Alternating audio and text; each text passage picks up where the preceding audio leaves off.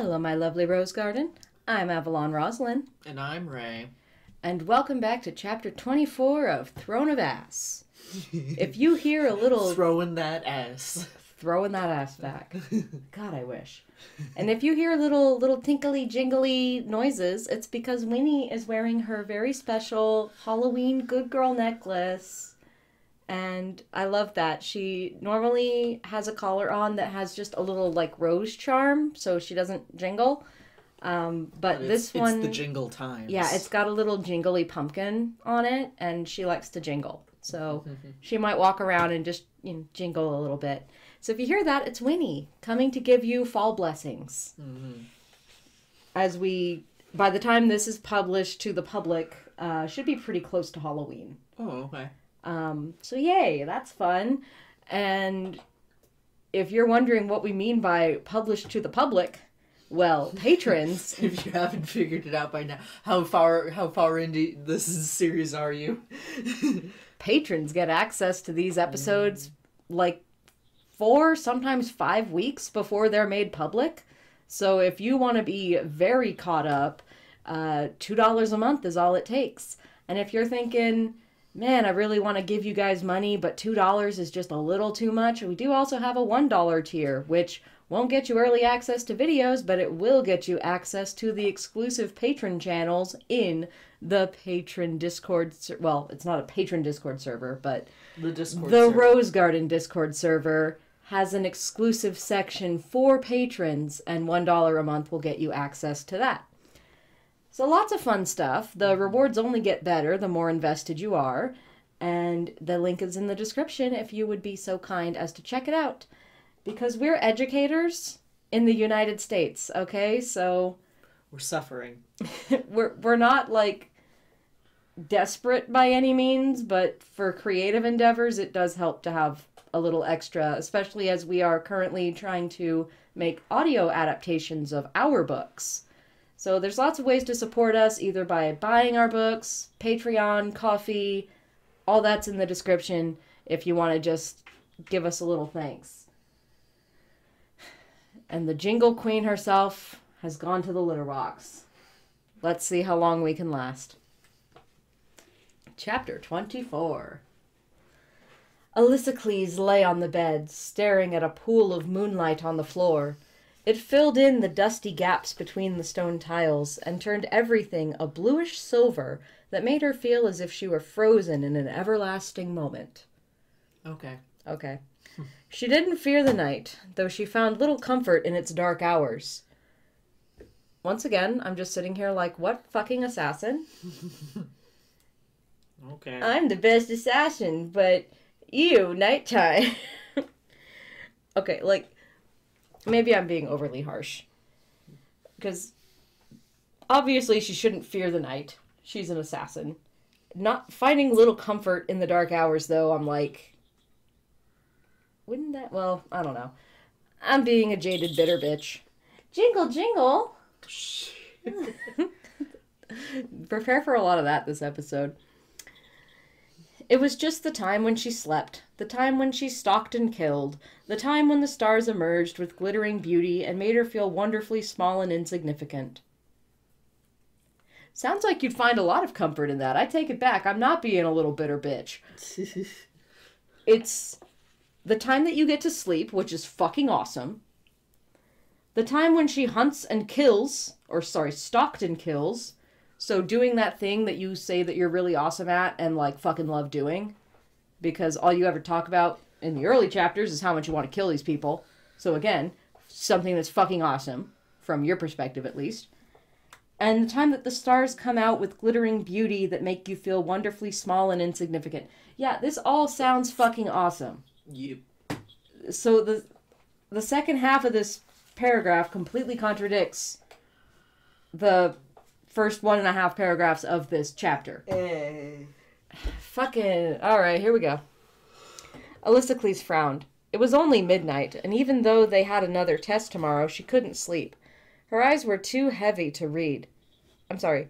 It was only midnight, and even though they had another test tomorrow, she couldn't sleep. See, if you say it's only midnight, that implies that it's not very late, so she wouldn't be tired. All right, contradictory writing aside. Her eyes were too heavy to read. She wouldn't play the pianoforte for fear of another embarrassing encounter, and she most certainly wouldn't amuse herself with fantasies of what the feast was like. She was still wearing her emerald blue gown, too lazy to change. She traced the moonlight to where it lapped upon the tapestry-covered wall. Is her gown emerald or peacock? Because it was peacock in the last chapter. Oh, I said it was peacock. Because she said it was like a greenish blue, like an emerald blue. And I said, you mean fucking peacock. Oh. Because that's what that shade is called. Oh, yeah. But yeah, like, emerald isn't really like, or at least what is considered classically emerald it has like a slight bluish twinge to it, but I wouldn't necessarily call it a bluish grain. No, not by any means. It's kind of just a deep green. It's fucking peacock. It's fucking peacock. Also, damn bitch, you're wearing a gown at midnight? Why? She's just here wearing her gown in her comfy. full corsetry and everything at midnight, even though you know the corset hurts her rib cage so much. She traced the moonlight to where it lapped upon the tapestry-covered wall. The tapestry was odd, old, and not very carefully preserved. Images of forest animals amongst drooping trees dotted the large expanse. A woman, the only human in the tapestry, stood near the floor. She was life-size and remarkably beautiful. Though she had silver hair, her face was young, and her flowing white gown seemed to move in the moonlight. Alysicles sat up in bed. You've been saying moonlight a lot. Yeah, there's a lot of moon in here. Moon. And a lot of ending the sentence with a dash or a ellipses, because how do we end a sentence? Alysicles sat up in bed. Did the tapestry sway slightly? She glanced at the window. It was firmly shut. The tapestry was barely blowing outward, not to the side. Could it be? Her skin tingled. Could it be that it's just dangling fabric? What? Oh, I'm sure it'll be something special. Because this is the first time that we are hearing about this tapestry at all. Mm-hmm. You know, it's kind of like when you're watching older animation and you notice that, like, one piece of the foreground is way more detailed than the rest. And you're like, oh, that's the one that's animated. Drawn on a different layer. That one's gonna move. That's what I'm imagining this tapestry is right now. Yeah. Like, before it was just part of the background, but now it's, like, detailed, and you're like, oh, they're ready to move that piece. But realistically, I'm just over here like, it's a castle, it's gonna be freaking drafty, no matter if the window is shut or not, like, and it's just dangling fabric, because that's what tapestry is. So, it's probably just kind of fluttering a little bit. It happens. Tapestries flutter. It happens. It happens. Her skin tingled, and she lit a candle. Girl. Good. And she lit a candle before approaching the wall. The tapestry stopped moving. As if the tapestry knows. Don't bring that candle near me, bitch. She reached to the end of the fabric and pulled it up. There was only stone, but Alysicles pushed back the heavy folds of the work and tucked it behind a chest to keep it aloft. But one of these stones is drawn on a different layer. One of these stones is not like the others. A vertical groove ran down the face of the wall, different from the rest. And then another one, not 3 feet from it. They emerged from the floor, and just above Alysicles' head, they met in it is a door. A castle having a secret door? Hidden by a tapestry? Who the fuck could have guessed? Alysicles leaned her shoulder into the slab of stone. It gave a little, and her heart jumped. She pushed again, the candle flickering in her hand. The door groaned as it moved slightly. Grunting, she shoved, and finally it swung open. A dark passage loomed before her. See, okay, I've got to pause again to bitch. Mm-hmm. Just pausing to be a bitch again, but it's fine. That's what you come here for. Exactly. This would feel so much more interesting if she had been actively seeking a way out of the castle at any point before this happened. Yeah. Because as it is, she just kind of stumbled onto it because she was bored. She was bored, and she was, dressed like a main character. She needs to dramatically descend a staircase with her skirts flowing behind and her her candelabra, and her candle in her hand. Yeah, like it's a set piece more than anything. If she versus the this is meant to have fan art drawn of it. Yeah, like it's a payoff with no setup. Yeah. We're either getting payoffs that don't have a setup, or we're getting setups that don't come to a satisfying payoff. And ne'er the twain shall meet. Pretty much. A dark passage loomed before her. A breeze blew into the black depths, pulling the strands of her hair past her face. A shiver ran down her spine. Why was the wind going inward, especially when it had blown the tapestry out? Because wind doesn't move in a straight line? Well, I mean, if it's blowing the tapestry out, it would be going outward. And then... Yeah, but then if she, moves the tapestry, then it could allow wind to... Because now she's opening the door from the other side, so more wind would be moving in now that the door is open on that end. Yeah, true. But also suction. Someone turn the fan off. Who the fuck knows? Do they have fans in this world? Maybe they do. Know. What time period is this? Where are we? She looked back at the bed, which was littered with books she wasn't going to read tonight. She took a step into the passage. Why did she look back at the bed with the books? What did this serve? Just a reminder that she's a girl who reads. Wow. She's just like me for real. I guess I'm not gonna finish my books. I gotta follow this creepy mystery hidden door. I wasn't reading the books anyway, but okay. But I just want to remind you that I'm a girl who reads. Wow. I'm special. We're all blessed to know that. The light of the candle revealed that it was made of stone and thickly coated in dust. We know it's made of stone. I was about to say, the worst thing you could possibly say on an author YouTube channel, but it's all like, reading has brought me nothing but misery. It's true, it hasn't. Writing has brought me nothing but misery either, so we're tit for tat on that one. She stepped back into her room. If she were to go exploring, she'd need proper provisions. It was a pity she didn't have a sword or a dagger. Alysicles put her candle down. She also needed a torch, or at least some extra candlesticks. While she might be used to darkness, she wasn't foolish enough to trust it. You're walking into a hallway, bitch. And also you're in, a full ball gown. You're not exactly prepared for a... Is part of your provisions going to be to change into something a little more practical?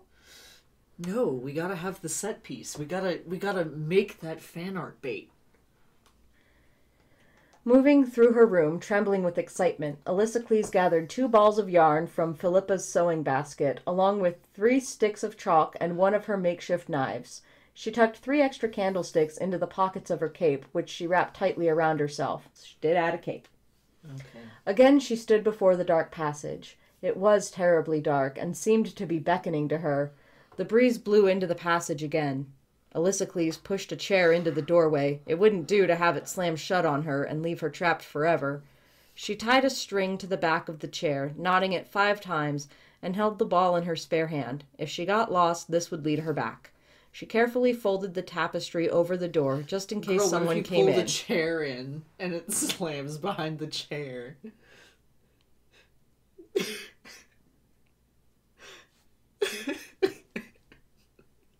Who knows? But also, I'm like... Why would you tie it to the chair? And all the time, because it's been a couple weeks now at least, that they've been in the castle. Have you not figured out what's on the other side of your room yet? Because assumedly, this passage, it's gotta lead...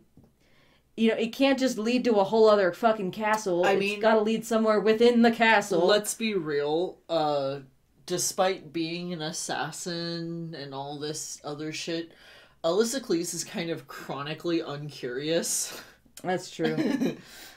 Which makes a very boring thing to read. She's like, I'm only interested in my things, and I don't care about anything else. Yeah. She carefully folded the tapestry over the door just in case someone came in. But it's going to be sticking out because the door's open. Yeah. So it doesn't want that... Everyone's going to be like, huh, that tapestry's a little lumpier than I remember it being. Only Kaol will notice this. Kaol's just like, wait a minute. Like, well, she's gone and the tapestry looks different. Does 2 + 2 equal 5? Alysicles held the candle aloft, her cape trailing behind her, leaving a clean wake on the dust-covered stairs. Minutes passed, and she scanned the walls for any engravings or markings, but saw none. Was this just a forgotten servant's passage? She found herself a bit disappointed. Very possibly. Most likely. Most likely. Like, it's... Which could still be useful. And like, okay, I say most likely in the way that this would be most likely in an actual castle. Most hidden passages were exactly that, so that the help could move from room to room without disturbing the eyes of the aristocrats that lived there. But I'm sure that it's gonna lead to some fairy bullshit. Yeah, I'm sure it'll be something amazing and spectacular, but I mean, it would be very good for her to just know that she has access to a secret passage that most likely leads to other rooms. Yeah. That she could simply, you know, hide behind the doors in their rooms and get information. Yeah. Or, you know, hey, there's a murderer loose. So if she realizes that someone's coming for her, she could slip into this area, God forbid, and be hidden. Yeah, God forbid, though, if this leads to some love interest's bedroom. Oh, please no. That's just the worst. That's the worst possible outcome. The bottom of the stairs soon appeared, and she came to a halt before 3 equally dark and imposing portals. Where was she? Where am I? She had difficulty imagining that such a space could be forgotten in a castle filled with so many people, but... It is most likely not forgotten, but okay. Oh, and again, we're ending the sentence with an M-dash. But... We could have just said she had difficulty imagining that such a space could be forgotten in a castle filled with so many people. Period. Just end the sentence. No, we gotta have a dramatic page turn. The ground was covered with dust, not even a hint of a footprint. Knowing how the story always went, Alysicles lifted the candle to the arches above the portals, looking for any inscriptions regarding the sure death that would meet her if she walked beneath a specific arch. I'm sorry, knowing how the story always went? What fucking story are you referring to? Excuse me? I have no clue what this is referencing. And I don't feel like I'm a newbie when it comes to fantasy and tropes. Is this like a... Is this supposed to be a, you know, one always lies and yeah, one always... that's my only thought. I'm all like, one... But there's no one else here. Yeah. That only works if there's someone to ask. Yeah. She took stock of the ball of yarn in her hand. Now it was little more than a lump of string. She set down her candle and tied another ball to the end of the string. Perhaps she could have taken another. Well, at least she still had the chalk. She chose the door in the middle, if only because it was closer. Certain death? I'll just pick the one that's the most convenient, thanks. On the other side, the staircase continued downward. In fact, it went so far down that she wondered if she were beneath the castle. The passage became very damp and very cold, and Alysicles' candle sputtered in the moisture. There were many archways now, but Alysicles chose to go straight, following the moisture that grew by the inch. Water trickled down the walls, and the stone became slick with whatever fungus had grown over the centuries. Oh no, she's gonna die of mold spores. Ugh, horrible. Her red velvet shoes felt flimsy and thin against the wetness of the chamber. Moist. Trudging down the world's moistest staircase. She's in the castle's pussy now. Demonetized forever. The cussy. And it's moist. It's wet. So good. It's got a yeast infection. Oh no. Oh, I mean, with all the freaking mold and algae and shit Exactly. that's going on, there's more than just a yeast infection going down in there. Ooh. It's something else. That's something dark. She would have considered turning back were it not for the sound that arose. It was running water, slow moving. In fact, as she walked, the passage became lighter. It was not the light of a candle, but rather the smooth white light of the outdoors, of the moon. The moon. The moon! Her yarn ran out, and she left it on the ground. There were no more turns to mark. She knew what this was. Rather, she didn't dare to hope that it was actually what she believed it to be. These sentences are so fucking confusing and stupidly written. This is the part where the editor just threw up their hands and left. Is there an editor? Because I've been noticing that they are getting, like, the prose itself is getting progressively worse. Mm-hmm. It was not this bad at the beginning. Mm-hmm. She hurried along, slipping twice, her heart pounding so loudly that she thought her ears would break. An archway appeared, and beyond it, ending the sentence with an ellipsis. Her ears would break. Her ears would break? Her heart pounding so loudly she thought her ears would break. Ears don't break. Eardrums? Eardrums burst. Ears never break. Come on now. Like I said, I don't feel like the prose was this bad before this point. Because, like, this in the last chapter, we've just had so many sentences that are just trailing off and ending in em dashes or ellipses. The sentences themselves are contradicting each other. Yeah. If not within the same paragraph, then sometimes within the same sentence. Yeah. Ears break. Like, it's getting worse. Yeah. Where was I? Alexis stared at the sewer that ran past, flowing straight out of the castle. It smelled unpleasant, to say the least. I feel like you would have smelled it before now. She stood along the side, examining the open gate that led to a wide stream that undoubtedly emptied into the sea or the Avery. There were no guards and no locks, save for the iron fence that hovered over the surface, raised just enough to allow trash to pass through. 4 little boats were tied to either bank, and there were several other doors, some wooden, some iron, that led to this exit. It was probably an escape route for the king, though from the half-rotted condition of some of the boats, she wondered if he knew that it was here. She strode to the iron fence, putting her hand through one of the gaps. The night air was chilled, but not freezing. Trees loomed just beyond the stream. She must be in the back of the castle, the side that faced the sea. Were there any guards posted outside? She found a stone on the ground. Why isn't she bitching about the smell of fish like she did early on? I think she can't smell it over the smell of shit. She found a stone on the ground, a bit of fallen ceiling, and hurled it into the water beyond the gate. There was no sound of shifting armor, no muttering or cursing. She studied the other side. There was a lever to raise the gate for the boats. Alexis set down her candle, removed her cloak, and emptied her pockets. Holding tightly with her hand, she placed one foot on the gate, then the other. It would be so easy to raise the gate. She felt reckless and wild.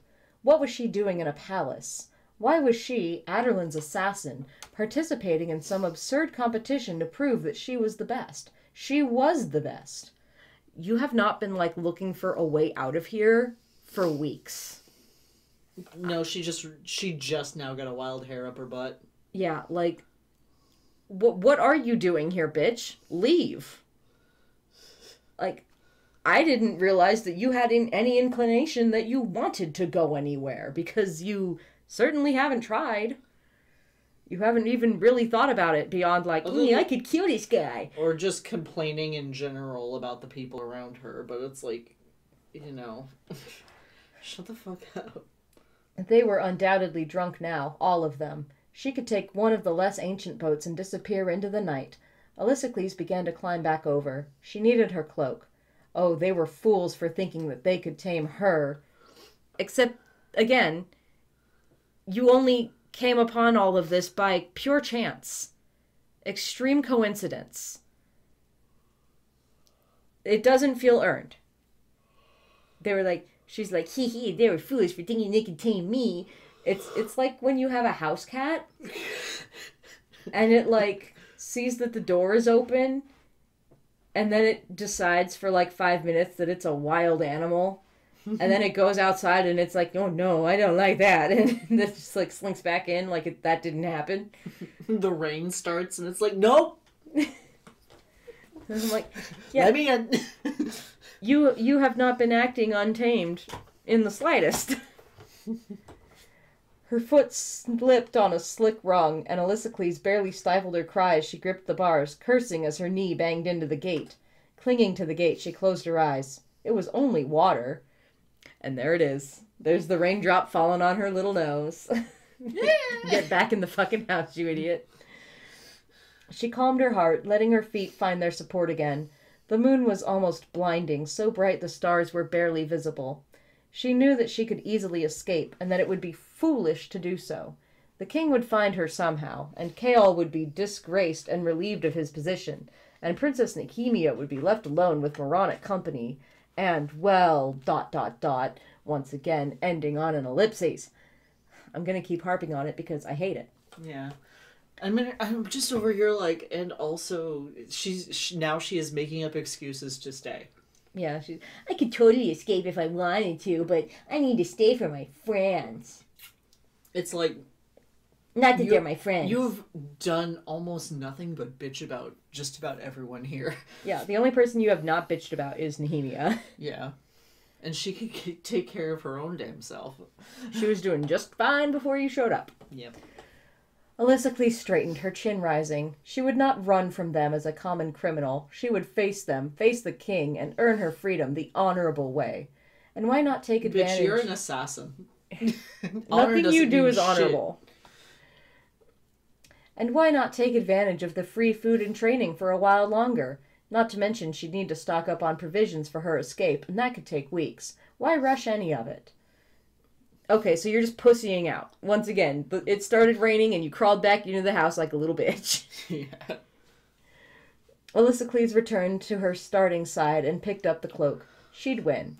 And after she won, if she ever wanted to escape her servitude to the king, well, now she had a way out. Still, Alysicles had difficulty leaving the chamber. She was grateful for the silence of the passage as she walked upward, her legs burning from so many stairs. It was the right thing to do. You're an assassin. Alysicles soon found herself before the other two portals. What other disappointments would she find in them? She had lost interest. But the breeze stirred again, and it blew so hard toward the far right arch that Alysicles took a step.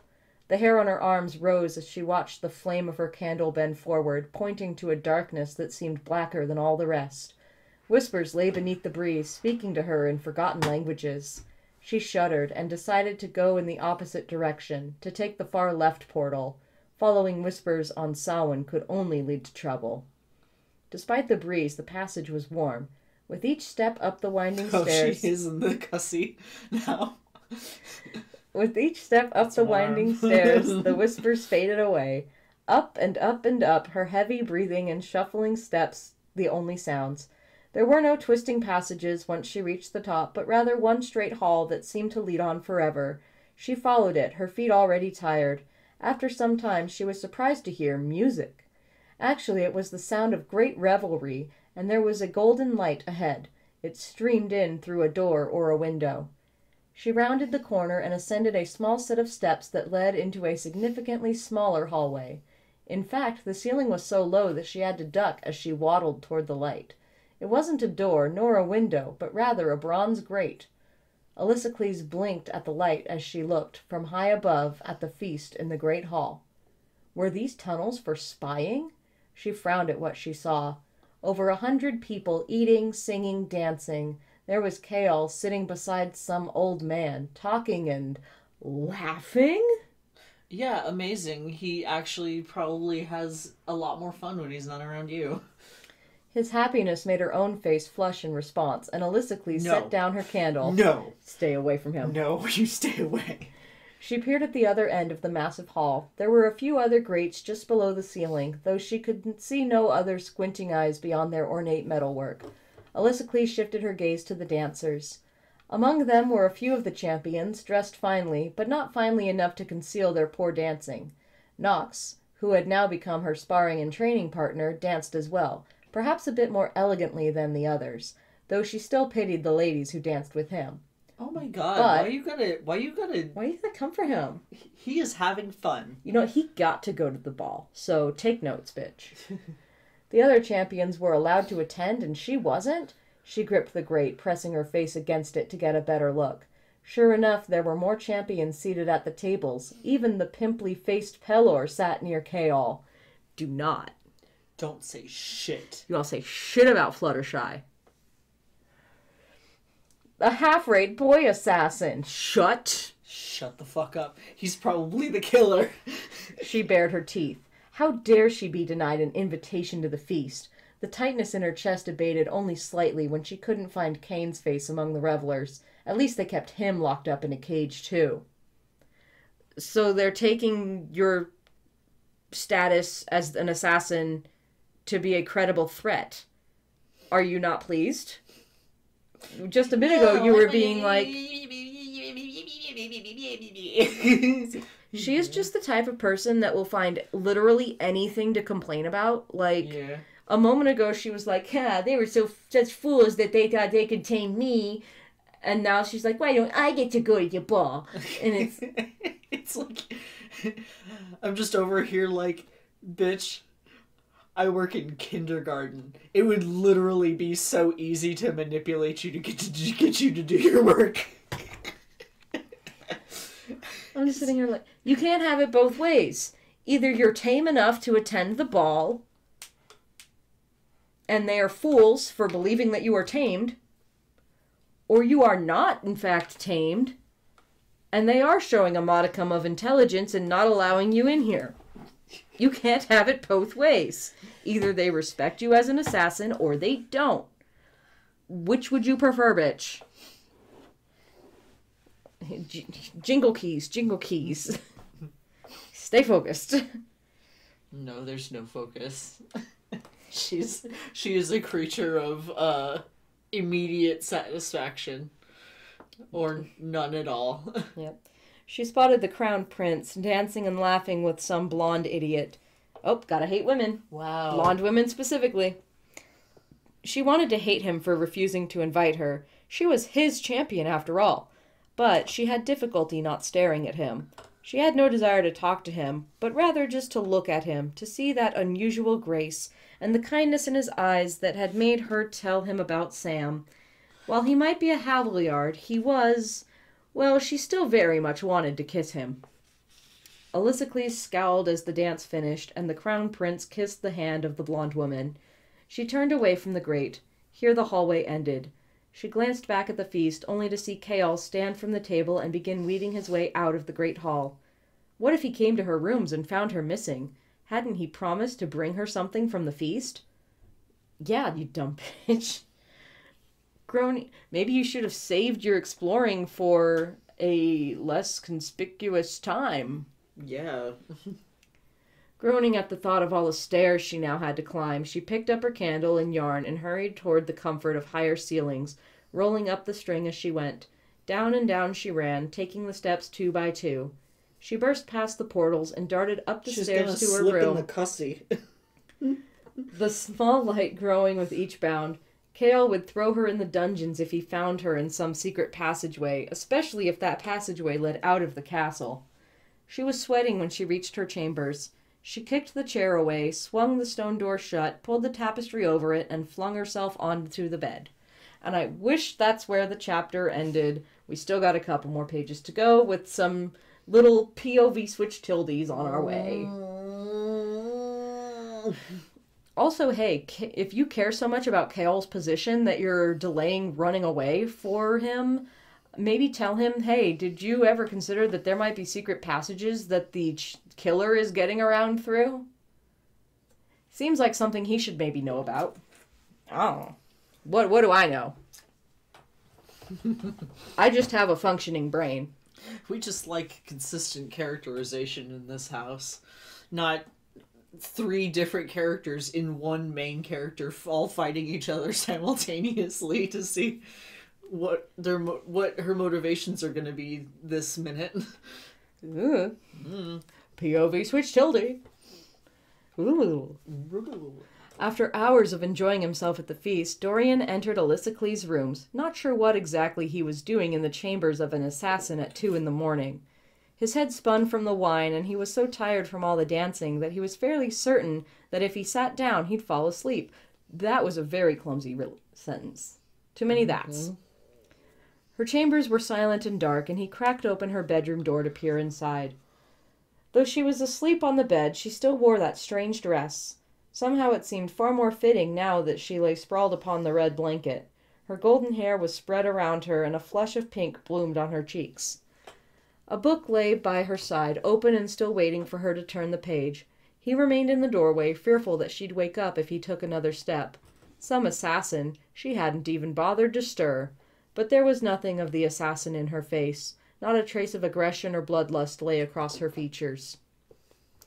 See, I don't think of assassins as particularly aggressive or bloodthirsty. Yeah, they're killers for hire. Like, they're not murderers in the sense that, like, they commit crimes of passion or whatever. They kill people for other people. Yeah. They say, I need money to live. I have the ability to kill people discreetly. Ah, you want someone killed discreetly? Please give me my money so that I may live. Yeah, it's like, it's not a... It's a business thing. It's not necessarily like a bloodthirsty... You don't need to be bloodthirsty to be an assassin. You just kind of have to have a unique set of skills and need that dosh right now. He knew her somehow, and he knew she wouldn't harm him. It made little sense. When they talked, as sharp as her words usually were, he felt at ease, as if he could say anything. And she must have felt the same after she'd told him about Sam, whoever he'd been. Me too, bitch. Whoever that was. Whoever the fuck that was, that kind of came out of nowhere, didn't it? So here he was, in the middle of the night. She flirted with him, but was it real? A footstep sounded, and he found Kale standing across the foyer.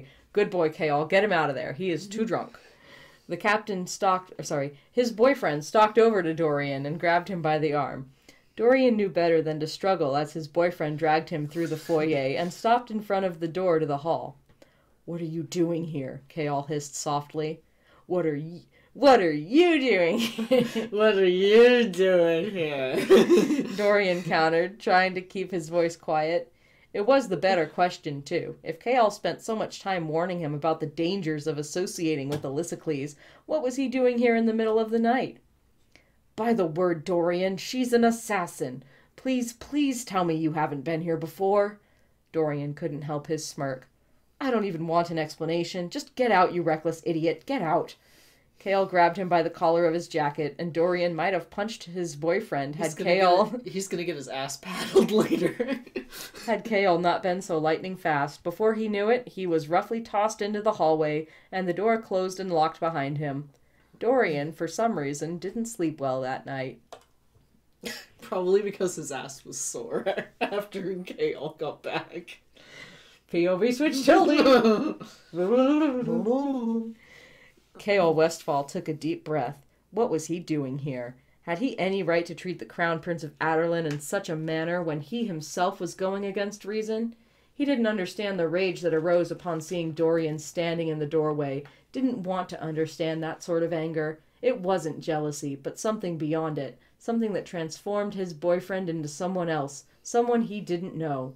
He was fairly certain she was a virgin, but did Dorian know it? It probably made him more interested. He sighed and eased the door open, wincing as it creaked loudly.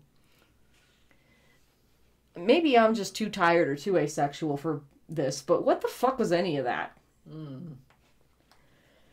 She was still in her clothes, and while she looked beautiful, that did nothing to mask the killing potential that lay beneath. It was present in her strong jaw, in the slope of her eyebrows. Really? I didn't know that I could tweeze my eyebrows in such a way that made my killer intentions clear. I guess I'll have to look up a tutorial. In the perfect stillness of her form, She was a honed blade made by the king of assassins for his own profit. She was a sleeping animal, a mountain cat or a dragon, and her markings of power were everywhere. He shook his head and walked into the bedroom. At the sound of his step, she opened an eye. "It's not morning," she grumbled and rolled over. "I brought you a present." He felt immensely foolish and for a moment considered running from her rooms. "A present?" she said more clearly, turning toward him and blinking. "It's nothing. They were giving them out at the party. Just give me your hand." It was a lie, sort of. They had given them to the women of the nobility as favors, and he'd snagged one from the basket as it was passed around. Most of the women would never wear them. They would be tossed aside or given to a favorite servant. "Let me see it." She lazily extended an arm. He fished in his pockets and pulled out the gift. "Here." He placed it in her palm. She examined it, smiling drowsily. "A ring." She put it on. "How pretty." It was simple, crafted of silver. Its only ornamentation lay in the fingernail-sized amethyst embedded in its center. Which fingernail? Yeah, that could be an entirely different size depending on what fingernail you're talking about. We talking thumb or pinky, bitch? The surface of the gem was smooth and round, and it gleamed up at the assassin like a purple eye. "Thank you," she said, her eyelids drooping. You are wearing your gown, Alexis." His blush refused to fade. "I'll change in a moment." He knew she wouldn't. "I just need to rest." Then she was asleep, a hand upon her breast, the ring hovering over her heart. With a disgruntled sigh, the captain grabbed a blanket from the nearby sofa and tossed it over her. He was half tempted to remove the ring from her finger, but, well, there was something peaceful looking about her. Rubbing his neck, his face still burning, he walked from her rooms, wondering how exactly he'd explain this to Dorian tomorrow.